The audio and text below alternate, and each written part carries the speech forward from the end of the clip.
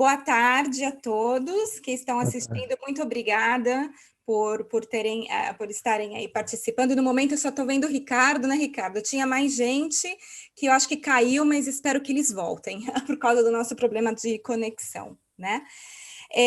Mas eu queria agradecer também a Vera por ser a moderadora, né? Vai estar também participando da discussão com a gente, e o Fábio, que também aceitou o convite para participar dessa conversa hoje sobre o que significa ser um educador aberto, né? Então, a nossa ideia é fazer algo bastante informal, realmente uma roda de conversa, um bate-papo, em que a Vera vai estar conduzindo as perguntas para a gente, mas quem tiver alguma outra pergunta é só colocar no chat que a Vera reconduz para a gente aqui, tá bom? Então, Vera, eu devolvo para você começar aí perguntando o que você achar conveniente para a gente. Obrigada. Eu acho que a primeira pergunta que nós temos que fazer é: o que é um educador online? O que vem a ser um educador online? Aberto, né? Aberto. Online, aberto. Eu tô pensando... aberto. Fábio, você como uma pessoa que pesquisou muito na área, quer começar? Sí, con gusto. Bueno, primero, obrigado por el convite y disculpen de antemano para meu português. Vou tentar com meu portunhol para ser entendível. Eu trabalhei bastante sobre a definição do educador aberto, porque acho que entender o que é o educador aberto, não somente o que tem que fazer, mas o que é também como tipologia de educador, é importante também para ter um objetivo também político, não? Um objetivo para políticas, para iniciativas, é algo mais de simplesmente fazer coisas diferentes, mas tem também que ver com atitude, com princípios, com valores. Hemos trabalhado bastante para definir o educador aberto, e nossa definição é o mais ampla possível, o mais holística possível, no sentido que o educador aberto é o educador que mira a quitar todas as barreiras que existem para não somente o acesso, mas também a participação, como fala, meaningful, a participação que tem sentido, participação útil dos estudantes e dos estudantes, basicamente. E na comunidade, no movimento da educação aberta, por muitos anos se falou muito do conteúdo aberto, do REA, do Recursos Educacionais Abertos, mas eu acho que o educador aberto hoje tem que ir muito mais allá das REAs, dos conteúdos abertos, tem por lo menos que trabalhar com desenho aberto, ensino aberto, com pedagogia aberta, e também com avaliação aberta, não somente o conteúdo. Tem que todo o processo de educação, desde o começo, quando pensamos, desenhamos um curso, até quando vamos evaluando os participantes, todas estas partes podem ter um grado de abertura mais ou menos importante. Eu acho que é importante pensar em abrir quanto possível. A abertura não é um fim, é um meio, claramente, um meio para acessibilidade, um meio para qualidade também, para colaboração, mas tem que ser presente em todas estas diferentes fases do processo educacional. É isso aí. Ok. Tem uma pergunta agora relativa a isso, Fábio. Muito bem. Você disse que o professor ele tem que ser aberto, ele tem que ter considerações, né? Considerar o design, o planejamento, o conteúdo, até a avaliação. Todo o processo de ensino-aprendizagem ele está composto, digamos, nessa abertura. Agora, a minha pergunta é: o ser humano, ele ele tem problemas em aceitar as suas limitações, as suas inexperiências frente ao outro, certo? Então, e ele também tem dificuldade em reconhecer o outro como um colaborador. Então, como isto implicaria, ou você acha que isso interferiria numa formação do educador aberto?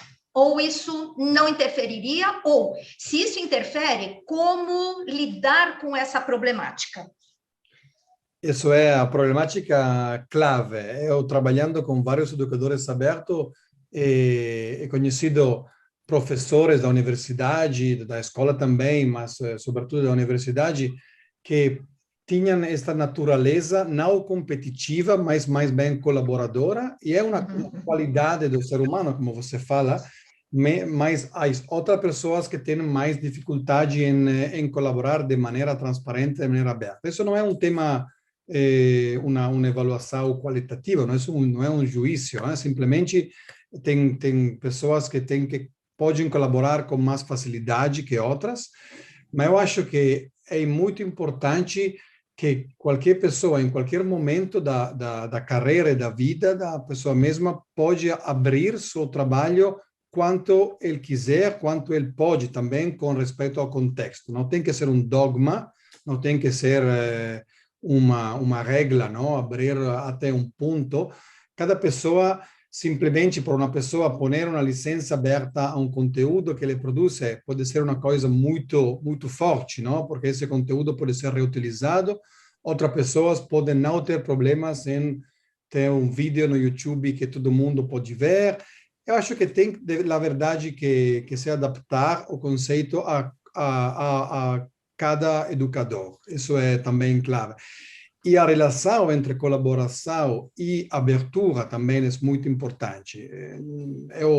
Hemos encontrado muitas provas, não somente na nossa pesquisa, mas também na literatura, que o mais se colabora, o mais se tende a abrir a prática educativa. E isso é, claro, como você falava, não é outra maneira para entrar no mundo, não, da educação aberta, através de uma maior colaboração. Mas não é fácil, acho, não é natural, né? Por muitas pessoas não é lógico, não é natural. Vera, posso fazer um comentário? Por favor. Obrigada. Então, assim, só para complementar um pouquinho isso que o Fábio estava falando, essa questão da educação aberta ser baseada nas práticas educacionais abertas, que nós chamamos na área de PEAs, não é? E que isso passa em vários estágios desse processo de ensino e aprendizagem ou de facilitação dessa coaprendizagem, né? Então, desde o conteúdo, da forma como ele é elaborado, até eu diria até as metodologias aplicadas para facilitar esse ensino e aprendizagem, assim como a avaliação e o que vem depois disso. Então, se eu pudesse dar alguns exemplos, assim, como é que a gente vê essa abertura, só para deixar isso mais tangível para quem ainda está se perguntando, mas como é que eu faço isso, né? Como é que eu faço essa educação aberta? Existem várias maneiras, não existe uma definição única, nem uma atividade, uma maneira de fazer que é uma receita, cada um vai encontrar a sua maneira. Mas vamos pensar que a gente pode pensar em vários aspectos da prática do educador, né? Então, por exemplo, um deles é a seleção de materiais para as aulas. Então, aí é tanto a busca pelo material que tem uma licença aberta, e essa geralmente é uma licença do tipo Creative Commons, mas não somente, existem outros tipos de licença e de permissões de uso. Isso significa que esse material pode ser desenvolvido, utilizado, remixado, reusado, traduzido, que não tem problema de infringir direitos autorais. Então, primeiro, a busca por esse tipo de material para usar na aula, assim como também tentar produzir esse tipo de material, né? Então, por exemplo, as práticas educacionais abertas são muito baseadas nas metodologias ativas, porque elas são mais participativas e socioconstrutivistas, não é? Então, nesse sentido, se o professor decide trabalhar, por exemplo, com aprendizagem baseada em projetos, né? Um projeto ao longo do curso, e no fim do curso, se os alunos derem permissão, que isso tem que ser um processo negociado com os alunos, para publicar o resultado desses projetos online, ou seja, devolver para a rede isso, né? Então, isso é uma forma da produção dos próprios estudantes de conteúdo também circular. Então, uso e produção, por um lado. Por outro lado, as metodologias escolhidas, né, são geralmente metodologias mais ativas, que permitem essa abertura no ensino e aprendizagem. Logo, os processos de avaliação podem ser baseados com os outros colegas, né, esse tipo de avaliação conjunta, ou avaliações que não sejam tão fechadas e restritivas. E, sobretudo, a redistribuição para a rede, né? Então, existem várias maneiras de fazer educação aberta, mas é pensar em vários níveis de abertura nos vários aspectos do ensino e aprendizagem, tá? Uhum.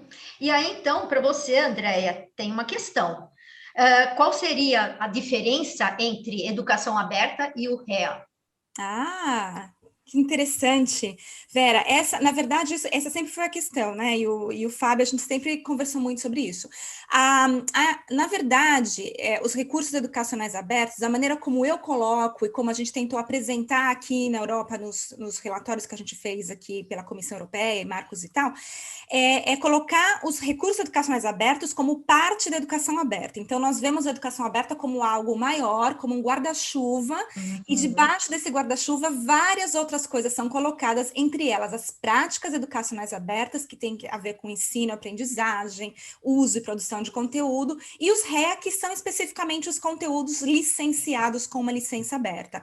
Então, a minha maneira de ver é que os REA e educação aberta não é a mesma coisa, tá bom? Mas são interdependentes, porque os REA fazem parte desse processo maior que é a educação aberta. Perfeito, muito bom. Se posso, eu sempre, para explicar a diferença, sempre falo que pode haver educação aberta também sem REA e pode haver educação fechada com REA. No sentido que não é claramente na normalidade o uso de conteúdo que você pode modificar, que você pode co-criar e co-modificar com os estudantes é um requisito importante para colaborar. Mas não é o único. Você pode utilizar um livro, um PDF, e se você põe esse PDF no papel e as pessoas podem anotar isso, em teoria isso é educação aberta, porque tem participação e tem esta possibilidade na verdade, também de empoderamento do estudante. Mas as duas coisas são muito diferentes, são uma parte de outra, e é verdade, André, acho que você está de acordo que na história da educação aberta, por muitos anos, muitas pessoas han visto as REAs como a parte mais importante, mas é uma parte muito importante, fundamental, mas não é a única. Claro, exatamente, porque a educação não é baseada somente em conteúdo, né? A informação e o conteúdo é super importante, mas tem outros aspectos, não é? Como a gente estava falando, do como fazer, né? Então, exatamente, estamos de acordo nesse aspecto. E um ponto que eu acho que é bastante fundamental é lembrar sempre, embora seja algo da educação per se, é a colaboração, né? Eu acho que esse é um ponto fundamental. Eu não sei se existiria algum outro, sei lá, alguma outra coisa que a gente também colocasse junto com a colaboração. Talvez a sociabilidade, talvez a empatia também entrem neste contexto maior, para que a gente consiga fazer uma educação aberta de maior qualidade? Para quem é? Para vocês dois. Para vocês dois. Então, aí a gente juntaria a colaboração, a sociabilidade, a empatia, a interação também, não pode deixar de estar junto, né? E como lidar com todos eles para que o professor realmente consiga fazer algo diferente. Não somente isso é perfeito. A sociabilidade é algo importante, acho que tem a ver com querer colaborar para o Commons.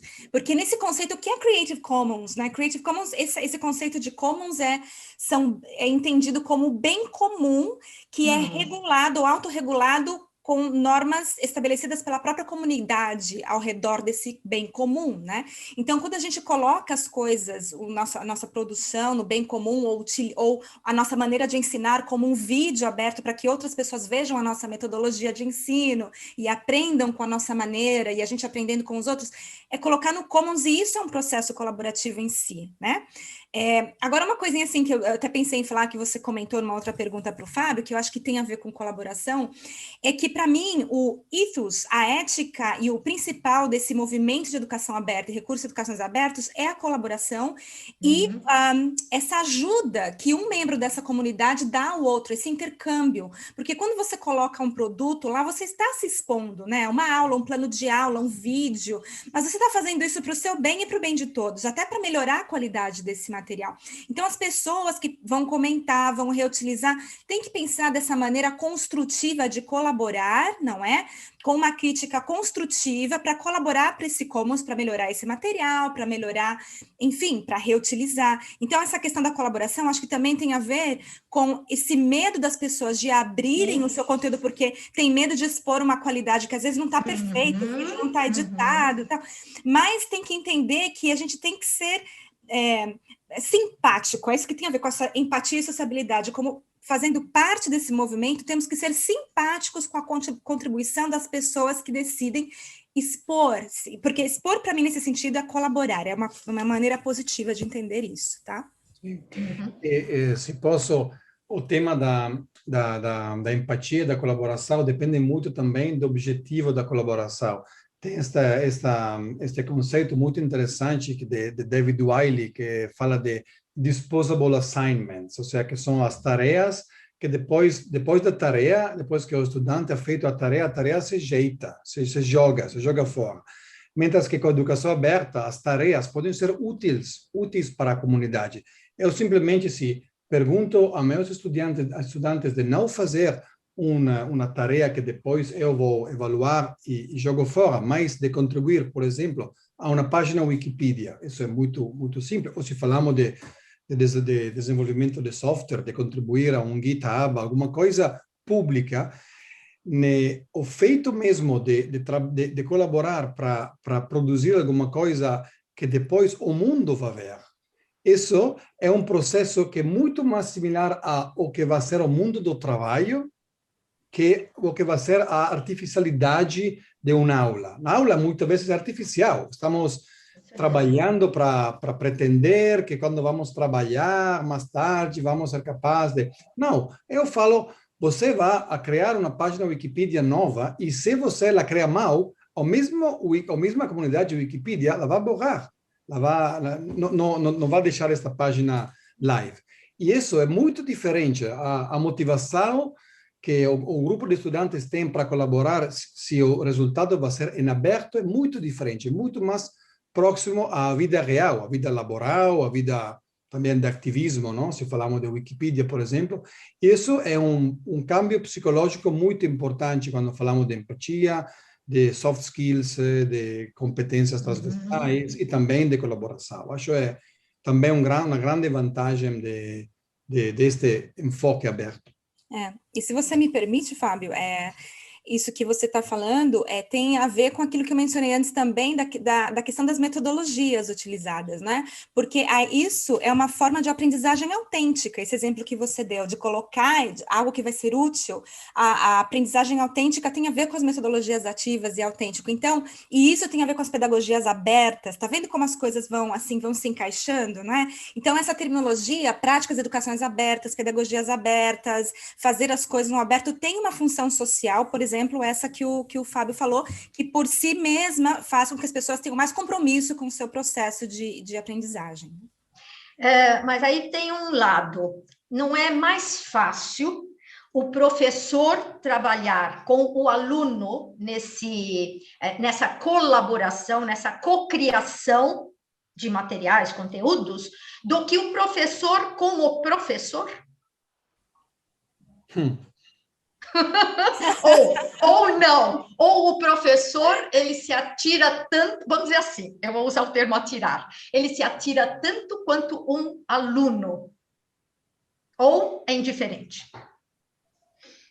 Andrea, deixo para vocês. Tá bom, então, eu vou dar uma perspectiva, acho que a gente trabalha muito com o conceito de mindset change, ou seja, uma mudança na maneira de pensar. Nós que trabalhamos com a educação aberta, falamos os conceitos e estamos tentando explicar para as pessoas que para atuar no aberto, você também precisa mudar a maneira tradicional com que a gente vem trabalhando, né? Há muito tempo. Então, abraçar o novo, entrar em algo desconhecido, né? e aprender com esse processo. Então, Vera, é verdade. Eu vou te dar um exemplo, assim, concreto de pesquisa. Desde que eu comecei a trabalhar com esse tema em 2006, que eu estava lá na educação aberta no Reino Unido, perdão, na Universidade Aberta do Reino Unido, a Open University, a gente fez uma pesquisa para saber, os professores, quando eles pegavam o conteúdo de um outro professor, que era um REA esse conteúdo, para modificar esse conteúdo, muitos professores não se sentiam à vontade para fazer essa modificação, porque falavam, como é que eu vou mexer no conteúdo de que outra pessoa fez? Né? Primeiro, porque não era cultural. Segundo, porque tinha medo de estragar o conteúdo. A gente tem essas falas, assim, recortadas dessa pesquisa. Eu tenho medo de estragar esse conteúdo, né? Ou acho que é um desrespeito. Então, assim, tinha muitas barreiras, que muitas delas são, na verdade, colocadas pela própria pessoa, por ninguém mais. O conteúdo estava ali aberto para isso mesmo. Então, era uma questão de mudança, de mudar esses paradigmas, essas formas de pensar, em primeiro lugar, né? E segundo, que essa colaboração, ela surge através da experimentação. Então, muitas vezes, você já, desde o início, decide colaborar com alguém para colocar um conteúdo aberto. Isso acontece muito, né? Então, existem modelos diferentes de colaboração, mas é verdade que precisa mudar algo na maneira de pensar os professores para conseguirem atuar assim. Sim, o grande passo, acho, é entre a colaboração entre pequenos grupos de colegas, que não tem que ser na mesma universidade, mas colegas que se conhecem, que trabalham também de outros países, mas que se conhecem de maneira pessoal, a colaboração aberta. O conceito da colaboração aberta é um conceito muito, muito forte, um conceito que pode, de verdade, cambiar o paradigma, não? O feito de, por exemplo, tem professores que têm que desenhar um curso e que têm a ideia de postar este curso, essa ideia nova do curso que tem, numa comunidade temática. Eu ensino educação, tenho essa comunidade online, vou postar lá. E vou receber críticas, vou receber ideias, vou receber felicitações, o que seja. E isso é muito diferente de que falar sobre esse curso com meus 3 colegas habituais. Muito diferente. E isso é o passo necessário, não? O passo necessário para esse novo paradigma. A colaboração aberta, que vai mais allá da educação aberta, porque vemos isso em muitos outros aspectos da sociedade, mas acho que isso é o tema. E isso dá igual se é entre professores ou com estudantes. Se você, como professor, faz este passo, pode ser, você trata o estudante de uma maneira muito mais paritária também, não? Porque você vai ser muito mais aberto à crítica, muito mais aberto também a inputs, a sugestões, e a coisa mais difícil, como falava a Andrea, a coisa mais complexa, porque é um mindset muito forte, um cambio de mentalidade muito forte. Ok. Eu acho que eu tenho mais umas 2 perguntas aqui para fazer. Quais seriam essas competências que o educador aberto tem que necessariamente ter para que ele se desenvolva cada vez mais nesta abertura? Ou que competências ele tem que desenvolver? Ter ou desenvolver? Eu acho também, se antes falado que as REAs e as licenças abertas são uma parte importante. Eu acho que a primeira competência, quando eu faço cursos ou palestras sobre isso, a primeira coisa, não é essa mais importante, mas a primeira coisa são as licenças abertas, porque o conceito mesmo de considerar um recurso educacional, um livro, não como um livro que eu tenho uma cópia desse livro, é a minha cópia, mas como um livro que é de propriedade, que é propriedade da comunidade, através das licenças abertas, isso é o primeiro passo. E saber como trabalhar com licenças abertas é uma competência técnica. Tem que conhecer a licença, tem que saber como aplicar essas licenças, e é uma primeira competência. Depois, acho que trabalhar com recursos abertos também, com recursos digitais abertos, é outra competência fundamental, porque, claro, se eu tenho um PowerPoint com licença aberta, e eu conheço esta licença, sei como modificar isso, depois tenho que saber o que posso fazer com este, e depois como recondividir, como se fala, como recompartilhar esse recurso também. e é o segundo nível. E depois o terceiro nível é o nível das práticas. O nível das práticas abertas, que é saber como, e isso muitas vezes, cada vez que eu apresento isso aos professores, os professores falam para mim, pero é tão simples, é muito simples, não? É simplesmente o que eu faço na classe, eu vou fazer isso na comunidade aberta, vou utilizar a Wikipedia como testbed para o nosso trabalho.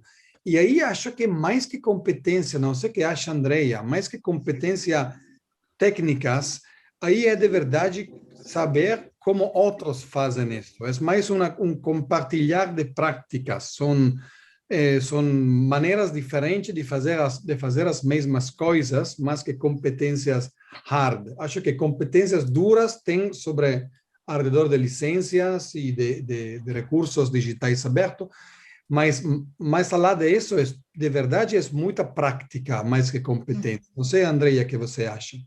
Eu concordo com você, Fábio, e gostei muito da maneira como você colocou, né? As competências que são mais hard e essas competências que são mais soft, como a gente diz em inglês, né?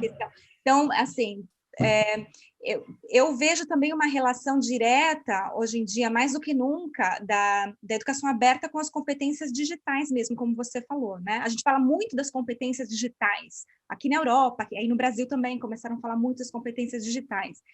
E, para mim, hoje em dia, eu chamo de educação aberta contemporânea, essa educação aberta que acontece, na sua maioria, no entorno digital. Não é exclusividade do digital a educação aberta. Você pode escrever um livro, colocar ele impresso, não sei, imprimir qualquer coisa, um capítulo de livro, com uma licença aberta, e esse papel é um material aberto, um recurso aberto, mas o poder do digital, de fazer esses conteúdos, essas práticas, esses vídeos, essas comunidades de aprendizagem e de comunidades de prática circularem na rede, porque o importante do REA é essa colaboração, essa circulação de materiais, de ideias, de métodos, né? O digital ajuda muito para isso. Então, eu acho que é muito importante para o educador aberto tentar fazer uma autorreflexão do seu nível de competência digital e melhorá-la sempre que possível. E num aspecto mais amplo, que era isso que o Fábio colocou, assim, eu também vejo importante a ideia de conseguir pensar fora da caixinha. E eu vou dar um exemplo, tá? A gente fala muito de conteúdo, tal, mas por que o professor, aquele professor, por exemplo, de universidade, que vai criar um curso, ele tem o poder ali de definir dentro do currículo a ementa daquilo que ele vai ensinar e como, por que ele não pode pensar, além dos materiais abertos, também pensar em fazer uma trilha de aprendizagem aberta, não é? Para que esse conteúdo dele possa ser utilizado em outros cursos. Assim como as tarefas dos alunos não precisam ser disposable, não precisam ser jogadas fora, da mesma maneira, o material que o professor produz não precisa ser jogado fora ou ficar preso dentro da instituição dele. Ele pode fazer de tal maneira que isso circule dentro da própria instituição, porque algumas competências, às vezes, são básicas, ou até mesmo fora dela, com outras instituições, em trilhas de aprendizagem, e com isso aumentando essa colaboração. E é nesse sentido que essa competência mais ampla que o Fábio menciona, de enxergar o todo, para mim, ela é muito importante também nas práticas do educador aberto, é ver o todo. Ou potencial, né? Sim, sim, sim. Você acha que a pandemia ajudou? Em termos de abertura? E o que esperar? Vamos dizer assim, o que esperar desta fase, que ainda não chegou, mas que logo chegará, se Deus quiser, do pós-pandemia? Olha, eu acho que a pandemia, de alguma maneira... Bom, eu posso dizer que sim, ajudou no sentido das pessoas verem a importância da contribuição da educação que acontece no entorno digital, primeiro. Segundo, valorizar essa educação, que é uma educação de qualidade, assim como a educação presencial, qualidade quando ela é realmente bem feita. E terceiro, de chamar a atenção das autoridades e dos professores para que mais possa ser feito em termos de formação docente nessa questão do ensino digital, que não é simplesmente transpor uma aula presencial para o digital, que muita gente começou a fazer. Então, nesse sentido, e como eu estava relacionando um pouco essas competências digitais com ser um educador aberto, eu acho que tem um aspecto positivo. E também, no caso da educação aberta, a gente sabe que a procura por materiais online, materiais digitais, aumentou muito durante a pandemia, não é? Então, o uso, por exemplo, do MIT Courseware aumentou muitíssimo, em mais de 70%. Então, assim, a importância eu acho que isso também mostra para a gente que essa contribuição de devolver para o Commons aquilo que a gente produz, que às vezes tem um impacto que a gente nem imagina, né? Então, eu acho que de maneira geral, sim, pelo menos em termos das pessoas terem mais consciência do poder dos recursos abertos, da educação aberta e da necessidade da competência digital. Sim, eu acho que ajudou muito a reagir à emergência, como a Andrea fala, não somente os materiais, muitos materiais abertos, como muitos materiais da plataforma MOOCs também foram utilizados muito mais, com rates de mais de 400%, e também por educadores, não somente para as pessoas que estavam na casa com tempo para aprender, mas acho que do ponto de vista do cambio paradigmático, não? Do cambio de mentalidade que tem que ser lento e tem que ser também de autorreflexão, ajudou, mas ajudou os que já estavam quase listos, quase prontos. Acho que muitas pessoas, muitos professores que eu conheço aqui, estava falando justamente, temos aqui no Politécnico de Turim um grupo de professores com os quais estamos trabalhando, que são os mais abertos, falamos, os mais que usam as redes, tudo isso, e eles não tiveram nenhum problema, eles compartilharam com os demais, por exemplo, seus recursos, porque os demais necessitavam e eles são mais avançados. Mas professores que estavam começando a pensar desta maneira, quando chega esta emergência e de uma semana por outra tem que pôr tudo online, já não pensas em abertura, não pensas em licenças, não pensas nisso. Ou seja que tem os dois lados, acho que, e como falas, Vera, acho que o ponto vai ser que vai passar quando nós vamos a mudar da emergência à nova normalidade. E isso a Unesco também, a Unesco está falando muito desse new normal, porque se está vendo que o digital vai ficar, a educação digital vai ficar, também como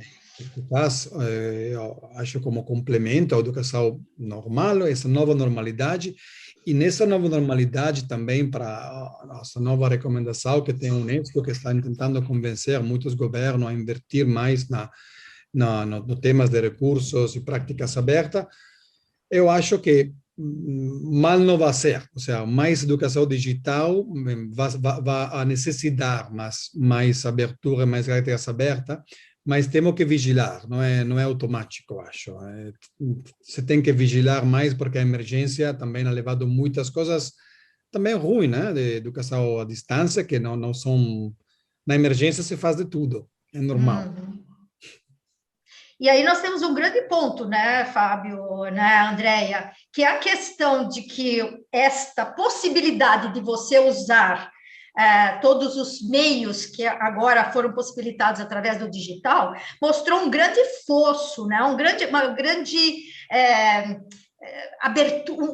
grande discriminação entre aqueles que podem fazer isso e aqueles que não podem fazer isso, por uma série de motivos, né? Que a gente agora aqui não vai listar. Mas eu acho que esse grande fosso social, econômico, foi imensamente... mostrado, né? Sim, exatamente. E aí, como é que a gente lida com esse problema também? Eu acho que lá o tema não é mais os recursos ou as práticas individuais, mas é um tema de políticas de educação aberta. Políticas, não somente política pública, o Brasil está bastante avançado, tem várias coisas, por exemplo, outros países também, o Canadá, tem países que são bastante avançados no discurso político, não tanto nas políticas práticas, mas acho mais, sobretudo, de políticas institucionais. As universidades, por exemplo, muitas universidades têm políticas de open education, mas se você lê bem esta política, não é uma política de verdade de inclusão social, é uma política que usa, não quero ser crítico, mas é uma política que usa essas possibilidades, sobretudo como maneira de promocionar os cursos online que tem a universidade, o famoso 20-80, não? Eu vou abrir o 20% para que os estudantes possam pagar para 80%. Isso não pode ser. Acho que o compromisso para fechar este gap, esta fosso que você falava antes, tem que ser um compromisso político e estratégico das instituições, claramente dos governos também, mas acho que aí o impulso tem que chegar desde as instituições com políticas um pouco mais forte no tema de educação aberta, de acessibilidade, de incentivos de participação.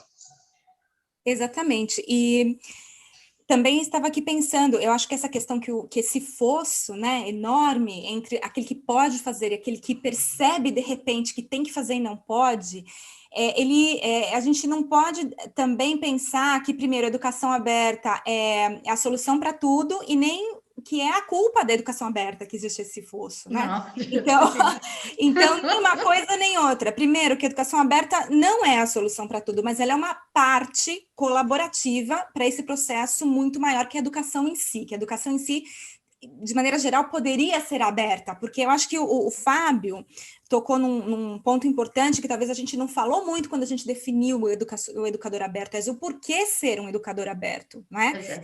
E isso realmente, essa questão da inclusão e de acessibilidade é um dos pontos principais, porque, outro exemplo, né? O que é ser um educador aberto? É aquele que coloca não somente o material escrito online, mas se ele também tiver a possibilidade de gravar aquele texto para aquele estudante que é cego e que tem alguma dificuldade visual, ele está aumentando a possibilidade de incluir outras pessoas, né, que outras pessoas façam uso desse material. Então, as várias formas de você distribuir material, por exemplo, essa questão da acessibilidade. Então, mais do que disponibilizar, que é a questão do acesso, a acessibilidade tem a ver com essas audiências que muitas vezes são excluídas do processo central da educação, aqueles que têm algum tipo de deficiência física, visual, auditiva, que a educação aberta também tem esse significado, e isso vai muito além de colocar licenças no conteúdo, tem a ver com a prática mesmo, não é?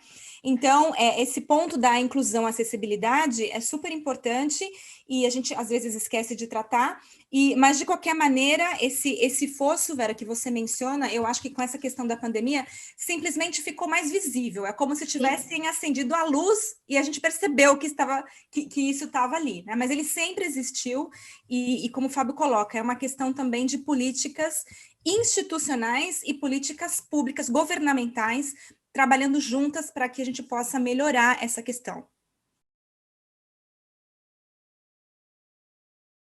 Agradecer ao professor Santinho pela participação e por compartilhar com a gente um comentário das práticas dele. Eu gostei muito quando ele falou, nas minhas aulas os alunos falam mais do que eu, não é? Então, como eu estava falando que um ponto principal da educação aberta é essa cocriação, então o caminho é esse mesmo. Então, obrigada por compartilhar com a gente um pouco daquilo que você faz na sua aula. Temos que demistificar o aspecto tecnológico da educação aberta. A tecnologia, quando se começou a falar de Open Education nos Estados Unidos faz 20 anos, a tecnologia era o principal, como fala, o driver, não? A coisa para seguir todo mundo, mas acho que em 20 anos a tecnologia já não vai se perceber como esta coisa tão nova, não? E as práticas são as que vão a ficar, e as práticas do professor Santinho são as mesmas práticas boas práticas que se utilizavam muito antes da internet, e isso está claro. Não por todo mundo, tem toda uma parte do movimento de educação aberta que é muito ligado agora a temáticas de inteligência artificial para poder selecionar os melhores recursos abertos para o professor individual. Tudo bem, muito útil, mas se não cambia, se não temos professores que deixam falar aos alunos, esse vai ser mais conteúdo perfeito para aulas onde fala somente o professor, que não é o que estamos falando. Pois felicidades, muito, muito interessante. Ok, Mônica.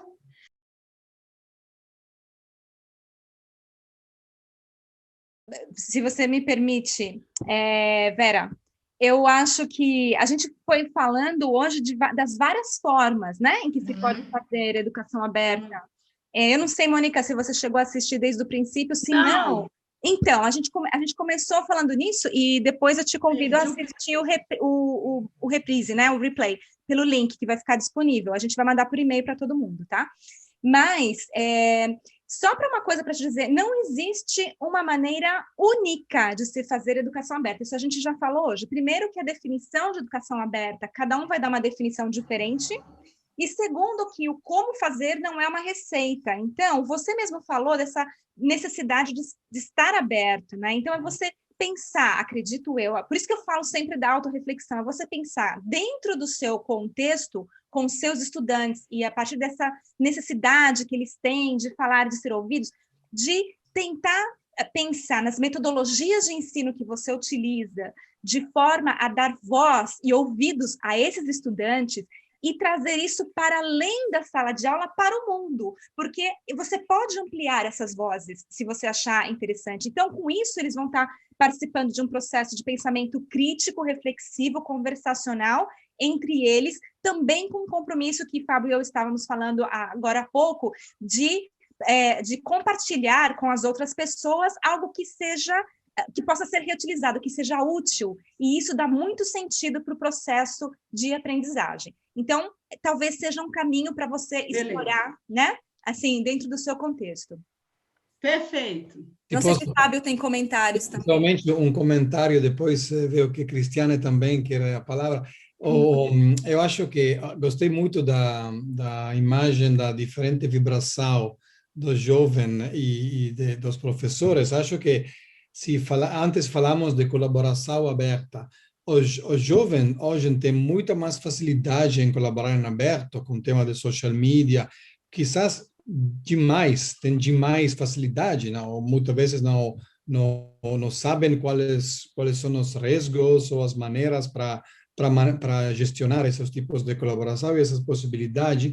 E isso também, acho que antes hemos esquecido quando falamos de quais são as competências. Acho a competência de alfabetização digital crítica, que quer dizer entender de maneira crítica todos os diferentes aspectos da alfabetização digital, não somente a que precisamos para trabalhar, mas para entender também as diferentes categorias, como os jovens.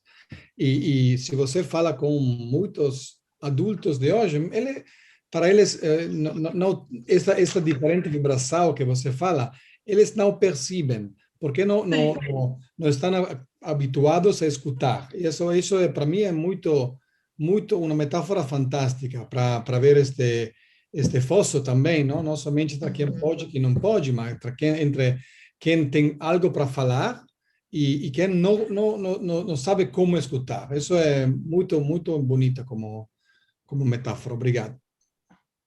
Acho que a Cristiane Moisés também quer fazer uma pergunta. Ela gostaria de ter a palavra. Eu não a vejo aqui na câmera, mas ela gostaria de fazer alguma colocação.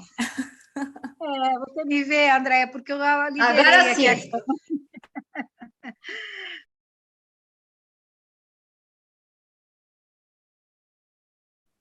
Cristiane, obrigada pelo seu comentário e pela sua pergunta. Eu acho extremamente pertinente porque eu sou apaixonada por esse conceito. Eu realmente acredito nisso. E acredito também no grau aberto, acredito muito além disso, né?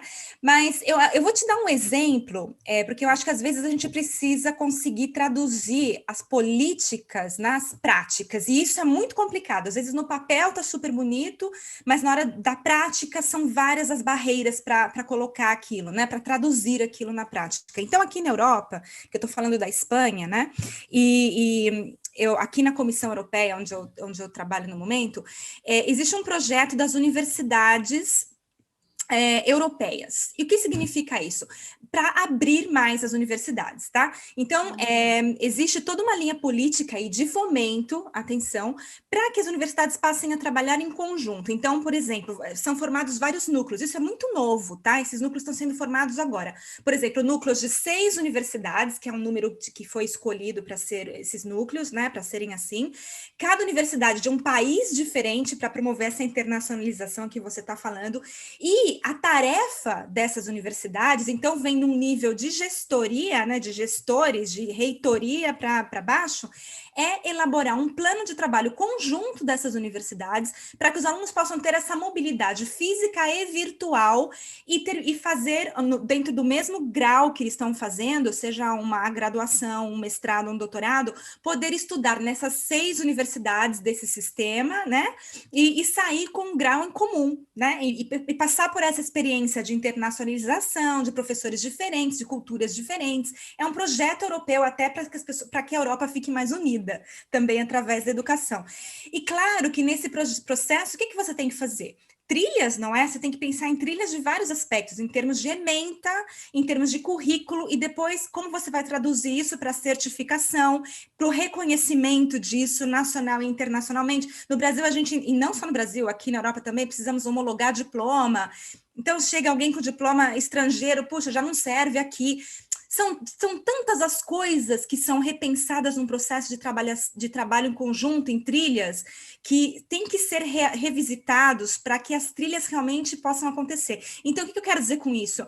Que sim, existe, e ela pode acontecer desde uma maneira mais ampla, como o caso da colaboração de várias universidades, como talvez dentro de uma própria universidade, com disciplinas que são em comum, com métodos de pesquisa, a pessoa da ciência, da humanidades vai utilizar. Se poderia pensar nessas trilhas compartilhadas, mas eu acho que tem que haver um movimento de cima para baixo, de baixo para cima, um movimento que parte dos acadêmicos, dos professores, para fazer com que a universidade perceba que existe essa possibilidade, essa demanda, mas também uma vontade das instituições de contribuírem, colaborarem e permitirem que esse tipo de mudança política seja feita institucionalmente. Essa é a minha perspectiva. Sí, y na Europa isso está passando, para dar um pouco mais de contexto, depois de, eu acho, quantos são, 35, 30 anos de colaboração, sempre ha sido mais e mais estreita sobre desde o programa Erasmus, mas se está fazendo mais institucionalizada. Agora, a ideia dessas universidades, dessas redes de universidades, a ideia final é de criar macro-universidades internacionais, que, claro, não perdam a identidade nacional, mas imaginem-se o poder de criação de identidade e também o poder de melhora de eficiência que uma operação desse tipo pode ter. Agora, em uma operação desse tipo, os recursos abertos e as práticas abertas são super importantes, porque somente aí se fala de compartilhar. E já quando você trabalha mais, não somente com os colegas de sua universidade, mas com colegas de outras 6 universidades que trabalham no mesmo tema de você, aí a diferença cultural é tão grande, também na mesma Europa, sem falar de nível internacional, que você está obrigado a deixar cair todo o tema do mini provincialismo, de essa é minha oficina, minha cátedra. Eu acho que com todas as críticas que esta ideia tem tido na Europa, não? Porque, claro, também se trata de deixar soberanidade, não? Eu sou o reitor da Universidade de Bolonha e vou deixar minha soberanidade, meu poder também para entrar em algo mais grande. Mas o potencial também, em sentido de cambio de mentalidade, é muito forte. E acho que isso, na verdade, é para muita gente trabalhando no movimento de educação aberta na Europa, isso ha sido uma ideia muito forte que se acaba de lançar. As primeiras redes de universidade desse tipo acabam de começar a trabalhar, mas e se fala também na nova programação de Erasmus de abri-las mais também a outros países, a outra região do mundo, pois Latinoamérica e Brasil seria, acho, uma primeira etapa interessante, pois. Eu acho que nós temos mais uma pessoa que não fez nenhuma pergunta, eu não enxergo, mas deve ser o Ricardo, ele está junto com a gente ainda? Eu acho que o Ricardo não está mais, eu não vejo ele também. Acho que já não está. Não, então nós temos só o Santino. Está sim. Sim, Ricardo. Desculpa, tá, ok. Aí, ok, Ricardo.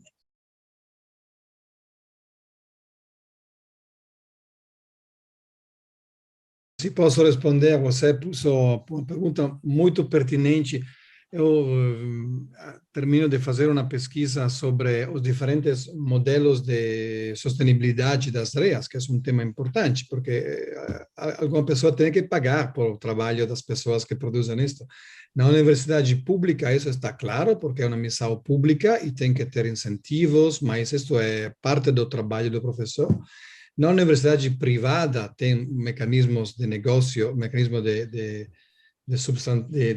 pago privado para pagar o tema, mas no mecanismos de produção individual ou basado na comunidade, que não é um indivíduo, mas é um grupo de indivíduos que não está ligado a uma instituição, aí tem um problema. Ou seja, que estas pessoas, os professores individuais, assim como os autores individuais, têm menos incentivos e não encontramos muitos casos de incentivos existentes para professores ou produtores de conteúdos que estão fora das universidades, das instituições acadêmicas. É um tema, no Reino Unido tem, na Inglaterra tem algum tema, alguma experiência de incentivos também financeiros, econômicos, para pessoas que podem produzir recursos, mas não tem muito. É um modelo de sustentabilidade dos recursos abertos que ainda não está muito, como pode dizer, não está muito estudado e não tem muitas soluções. Não sei, Andrea, se você... Sim, obrigada, Fábio. Eu acho que você pegou a perspectiva do recurso educacional aberto em si, né, Fábio? Que é uma perspectiva de colocar o recurso aberto, né, o recurso produzido por uma pessoa que está desinstitucionalizada, né? Mas, para mim, esse é um tema importante também, porque eu vejo isso como algo crescente. Os professores estão saindo das universidades e sendo professores porque querem ser, porque tem uma especialidade, a gente está cada vez mais se desinstitucionalizando, porque a instituição, ela ajuda, mas ela também coloca limites e barreiras, não é? Então, a gente precisa saber atuar dentro e fora da instituição como indivíduos e como educadores abertos. Por isso, até que a gente fez essa live sem afiliação institucional, né? Para mostrar que isso é possível, que a gente pode compartilhar o nosso conhecimento de maneira aberta, não é? Independente da instituição. Então, eu acho que você pegou aí um viés legal, que é o viés da produção do REA, que precisa realmente ter um modelo de negócio, entre aspas, né, para se manter, para produzir esse conteúdo, para ser algo mantido.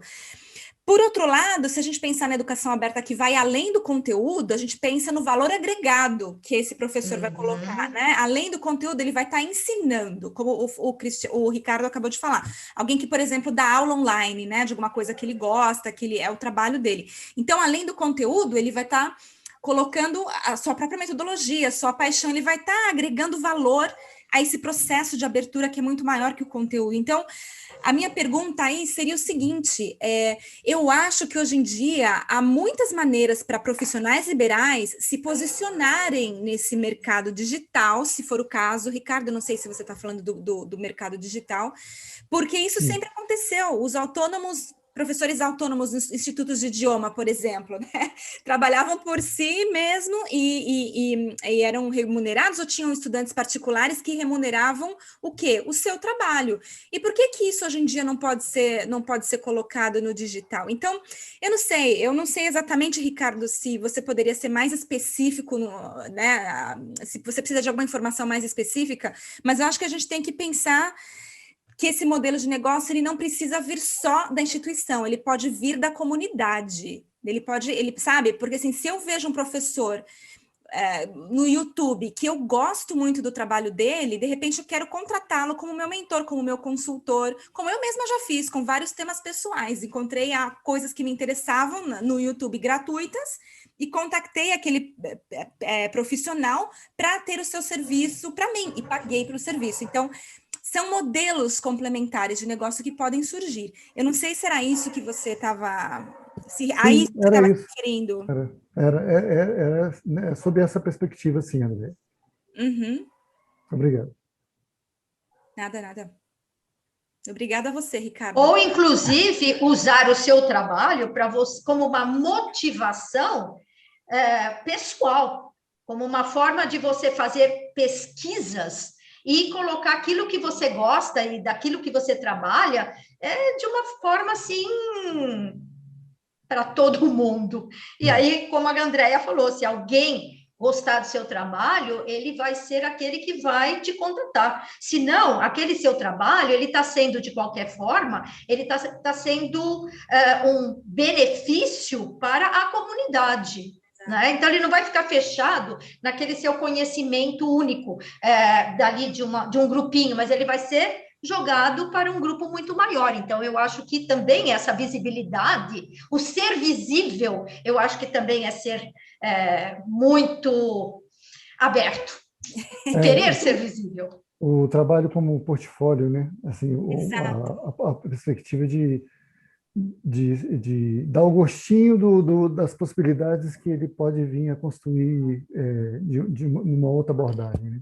Exato. Até porque a gente tem sempre que lembrar, como o Fábio falou, que há um custo para a produção de recursos, mesmo que seja somente o tempo.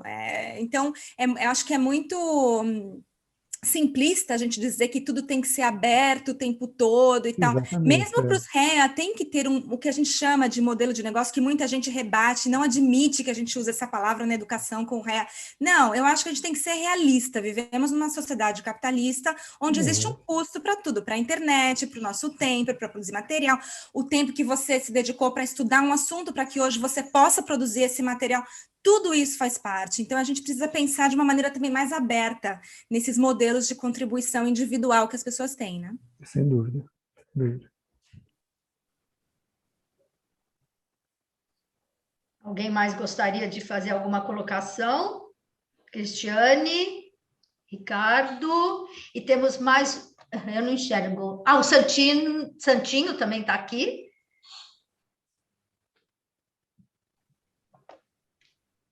Não? Andréia, você quer fechar? Fábio? Não, eu quero convidar o Fábio para falar um pouco do livro dele, da pesquisa. Esqueci de uma coisa muito importante também. Não só o Fábio falar do livro dele, mas você também falar do seu curso, né? Tá bom, isso. Então, o Fábio começa, porque ele tem um livro bem legal para contar para gente. Bueno, o problema do meu livro é que está em italiano. A coisa positiva desse livro é que está disponível em acesso aberto. É um livro que chama-se Open Education, Educação Aberta, e coerentemente com isso é um livro que não se pode comprar, somente se pode utilizar de maneira gratuita, mas está em italiano. Eu acho que é entendível. Estamos agora falando com os colegas da USP, com a Vera e os colegas para ver se podemos traduzi-lo a português. E mais sobre o livro é uma coleção de diferentes pesquisas que fizemos, e que um pouco é o que falamos antes, não? Uma definição de educação aberta e um foco sobre o professor. A coisa interessante, acho, ha sido o processo da produção do livro. Eu tentei produzir este livro de maneira aberta, quer dizer, eu peguei coisas que tinha escrito com licença aberta, falei com os proprietários das revistas que tinham publicado falei com muitas pessoas que haviam colaborado comigo, agreguei tudo isso de maneira aberta e pedi a muitas pessoas que comentaram isto, ou seja, que o livro estava já vivo muitos antes de ser publicado, e ninguém me roubou nenhuma ideia. Ninguém me roubou nenhuma página, ninguém me roubou nenhuma imagem. Ou seja, essa ideia que eu tenho que sair com o livro todo em secreto, bueno, não, isso não, de momento no qual você pede de maneira honesta uma opinião ou uma ajuda, tudo isso funciona de maneira muito colaborativa, e foi uma experiência de verdade, de co-criação de conhecimento. A parte dos agradecimentos é a parte mais divertida de escrever este livro, porque tenho muitas pessoas que han contribuído tampouco sem deixar o nome. Ou seja, comentário sem nome, né? Comentário bom, eu vou utilizar esse comentário. Ou seja, é outra maneira de produzir conhecimento. A verdade que, e isto acho, na academia, não? Escrever um livro é um tema importante na carreira de um acadêmico, mas fazê-lo desta maneira é um processo muito mais divertido, muito mais engraçado, muito mais participativo, muito mais leve. E eu acho que essa ha sido a coisa mais interessante do livro. E, bueno, ojalá, se quando vai a sair em português, esperamos, vamos a enviar-lhe o link para todo mundo. Obrigada. Fábio, você não tem aí o acesso do livro em italiano? Sim, vou Pode pegar pôr no chat para gente o nome e o... Eu, por exemplo, leio italiano, quero ver se eu consigo ler algum capítulo. E os nossos colegas aqui que vêm de faculdades de letras, que ensinam idiomas, talvez também tenham né, alguma curiosidade em dar uma olhada. Perfeito, aqui eu pongo. E o que você comenta do processo colaborativo de escrever, né, e de pedir permissão, tudo isso são princípios, né, da educação aberta, super bonito, parabéns por isso. E eu também, Vera, se você me permite também, queria aproveitar para fazer um convite para todo mundo, para fazerem parte para se registrarem, se inscreverem num curso de recursos educacionais abertos para professores e gestores, que eu criei, que eu gravei, é um curso em 10 aulas, tá? É um curso que ele é aberto, você começa quando você quiser, mas ele vai ser primeiramente colocado no ar a partir de domingo, agora, dia 7 de março, tá? Então, é um curso em 10 aulas, onde a gente vai rever vários conceitos, onde a gente vai aprender em detalhes sobre as licenças, para quem não conhece muito, vamos falar de repositórios, de referatórios, vamos falar sobre políticas institucionais, o que é ser um educador aberto, são vários aspectos dos REA e também da educação aberta que eu estou tratando nesse curso, tá? Então, o convite para quem tiver interesse, é um curso gratuito, esqueci de dizer, com certificado, então são vagas limitadas, porque né, realmente não dá para acomodar muitíssimas pessoas, bom, dá até um certo limite com a emissão dos certificados, né? Então, quem quiser fazer esse curso, você recebe o certificado se completar as 10 aulas, um certificado de participação, tá? Então, entra na página que eu vou dizer agora, que posso até pôr no chat, se a Andréia, só não te interrompendo, eu acho que eu coloquei aqui, mas eu quero ter certeza que eu não copiei errado. Não, olha aqui, eu vou colocar andreinamorato.net/curso-REA. Entrando nessa URL, isso, dá para fazer a inscrição no curso, e aí depois vocês vão receber, a partir de domingo, dia 7, ou quando fizerem a inscrição, porque é um curso aberto de fluxo contínuo, todas as aulas que vão receber 2 aulas por semana, então levam 5 semanas para completar o curso, tá? No total. E no final da 5ª semana, completando as 10 aulas, um sistema automático para receber o certificado. E nesse período agora de lançamento, eu quero fazer algumas lives com a gente, vai ter uma comunidade aberta no Twitter, para, de maneira aberta, compartilhar conhecimento. A ideia mesmo é fazer tudo aberto. Então, além disso, eu queria aproveitar para dizer que esse lançamento vai ser feito no domingo agora, dia 7, às 18 horas. Então, quem se inscrever vai receber o convite para essa live que a gente vai fazer, na qual eu vou responder perguntas e respostas sobre o curso. Quem tiver perguntas sobre o curso, pode me enviar, que eu vou colocar aqui. Vera, eu escrevi o e-mail, o endereço, mas eu escrevi para você, então eu vou repetir. Ok. Não, deixa que eu coloco, peraí. Tá. E, além disso, o e-mail para quem tiver perguntas a respeito do curso e quiser participar dessa live é info.ainamorato@gmail.com, e eu respondo isso no dia do lançamento, tá bom? Deixa eu ver se eu esqueci de alguma coisa. Não, e a partir do domingo é aula intro, tá bom? É isso. Obrigada, Vera. Bom, posso fazer rapidinho a propaganda, então, de onde eu venho? Claro, por favor. Rapidinho, porque eu e o Fábio estamos na mesma, né, Fábio? No SEST. Eu não sei se vocês conhecem, nós somos colaboradores e pesquisadores do SEST. SEST é Centro de Estudo, Sociedade e Tecnologia, da USP, né? E nós temos um grupo multidisciplinar. E lá a gente trabalha com várias... Quer dizer, multidisciplinar em termos, né? A maioria é engenheiro, obviamente. Nós temos gente da área de educação e temos da área de direito. Somos atualmente um grupo pequeno, já fomos um grupo bastante grande, agora somos um grupo pequeno, e a gente apresenta todo o nosso projeto, todos os nossos trabalhos, o que nós fazemos, o que não fazemos.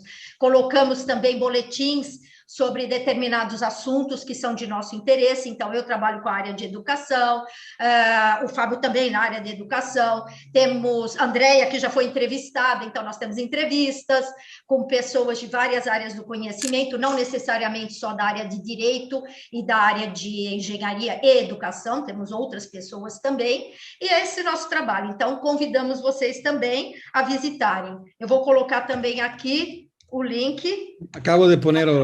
Vengo de poner o link também lá. Aqui. Isso.